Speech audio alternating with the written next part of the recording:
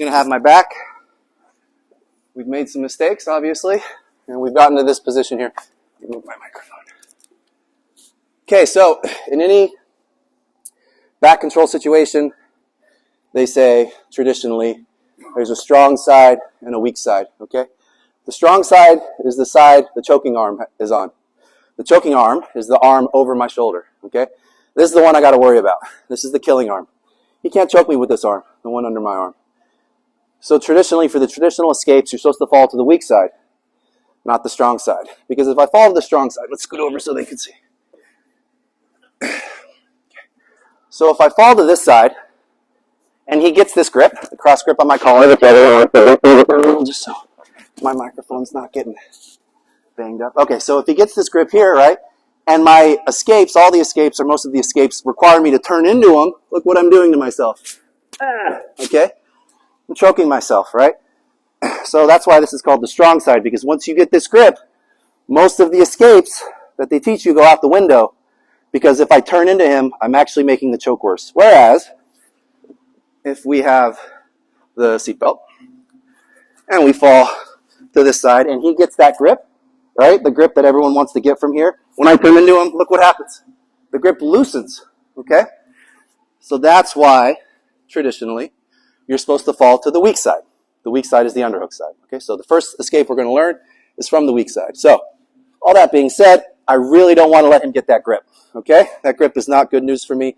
Whatever escape I'm doing, it makes it harder because he's just one move closer to choking me and finishing me. So, whenever we're in this position, we're shoving the shoulders, we're poking the chin, we're identifying the killing arm, we're getting hooked hands, pulling down on this one. This one you could do thumb in, or you could do hooked hands.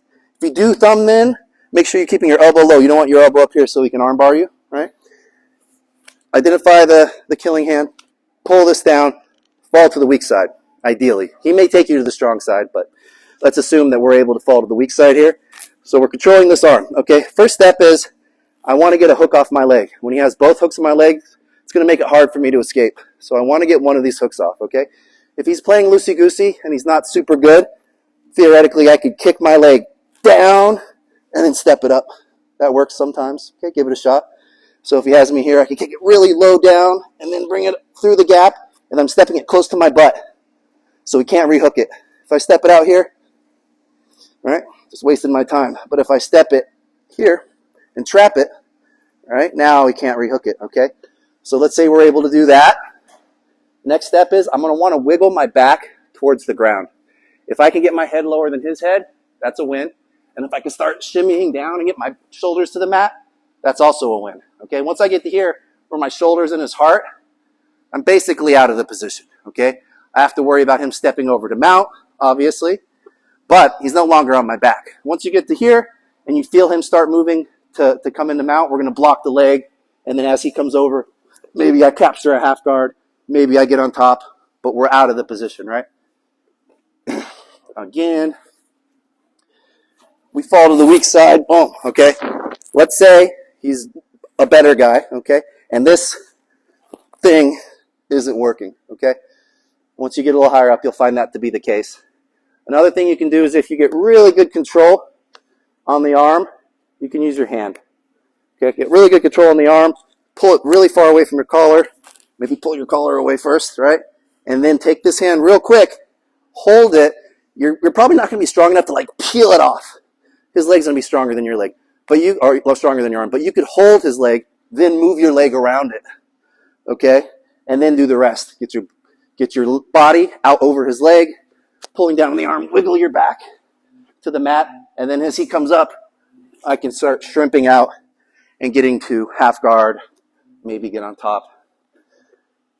The other thing you should get good at is leg fighting here, okay? I can use my legs to start getting my legs out, okay? Your legs need to be kind of nimble like your hands, right? So first thing here, if we get to here, try this. If that doesn't work, I like to do this here where I start using my feet to get my legs out, okay?